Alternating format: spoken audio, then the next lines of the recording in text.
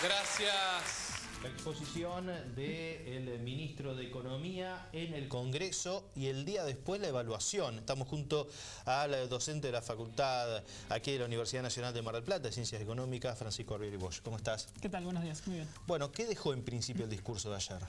Bueno, hizo varios anuncios, digamos, hizo una exposición larga, pero se pueden sacar algunos puntos. Por ejemplo, cambió un poco lo que el gobierno había anunciado sobre el déficit fiscal. Habían anunciado que iban a llegar al equilibrio fiscal dentro de un año y eso ya cambió. Dijeron que no había margen para llegar al equilibrio fiscal en 2020, es decir, no había margen para seguir ajustando, eso es lo que quiso decir.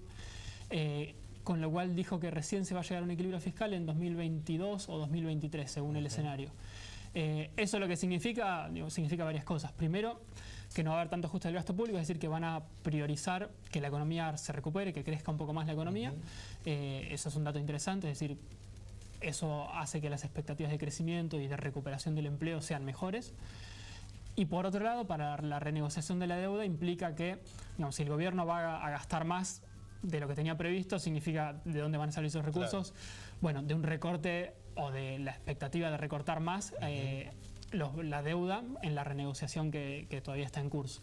Con lo cual esto también se lee como una señal de que el gobierno va a buscar una quita más grande de la que se esperaba a los acreedores privados en la renegociación de la deuda. Eso ya son dos cosas interesantes. También le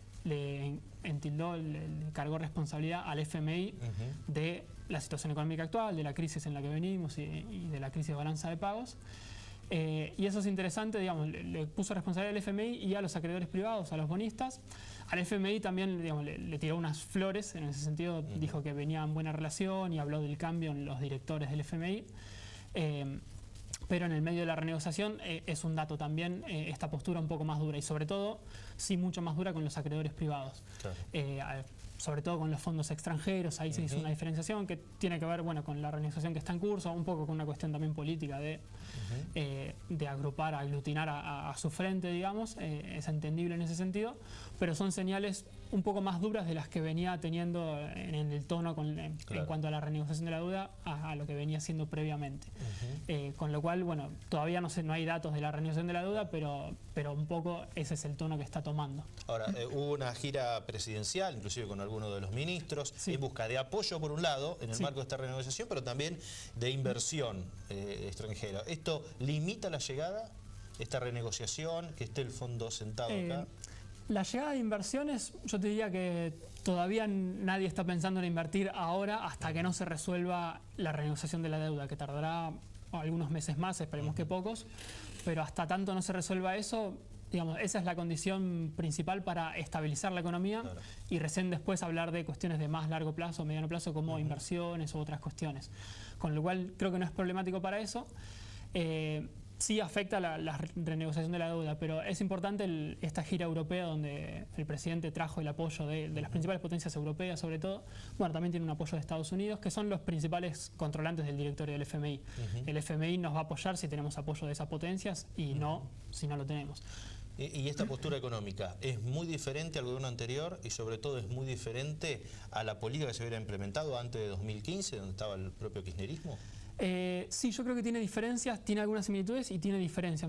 Es interesante marcar los matices. Es bastante distinta a la del gobierno anterior porque cambió la política fiscal, que se va a hacer un poco más de gasto, pero no es tan expansiva como el gobierno anterior, como el último gobierno de Cristina, que era mucho más expansiva en cuanto al gasto público y a la emisión monetaria.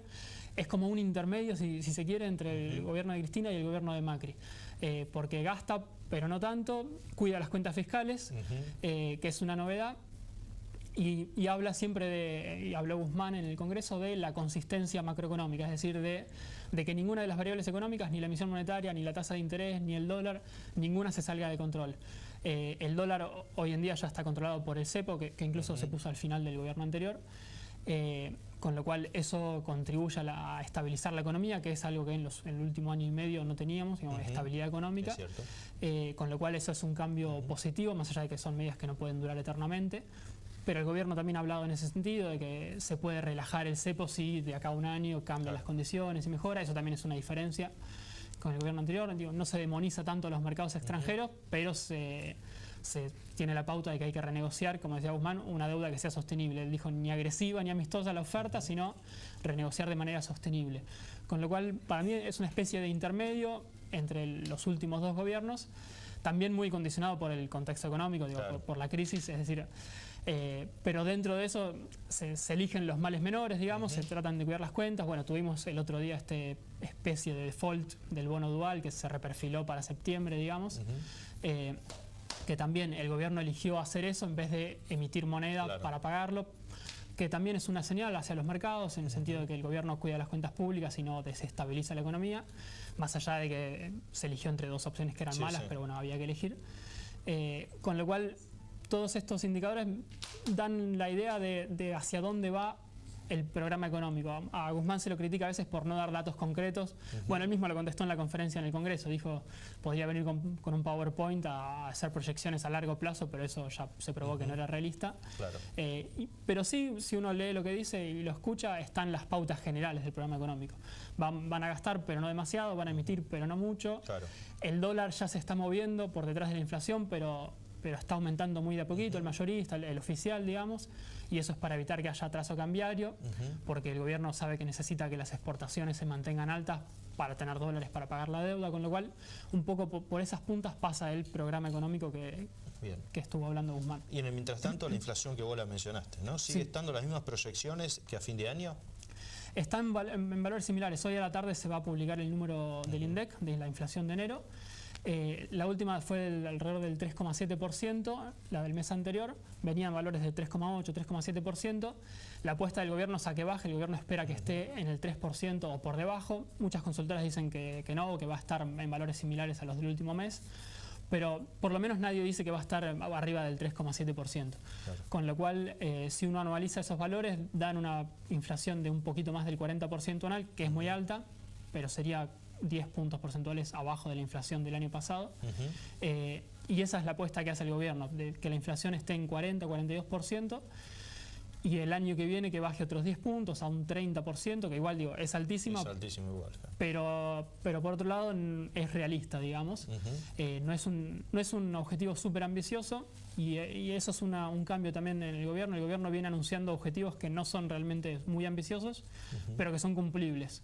De alguna manera la apuesta del gobierno es construir confianza en el programa económico de esa manera, ir cumpliendo metas que sean muy cumplibles, aunque sean poco ambiciosas. Bien. Así que la expectativa con el índice de inflación es esa, que esté alrededor del 3,5, si es menos, mejor. Esperaremos entonces a la tarde a ver qué dice el INDEC con estos datos. Exacto. Francisco, gracias. Muchas gracias a ustedes. Seguimos así en Telediario.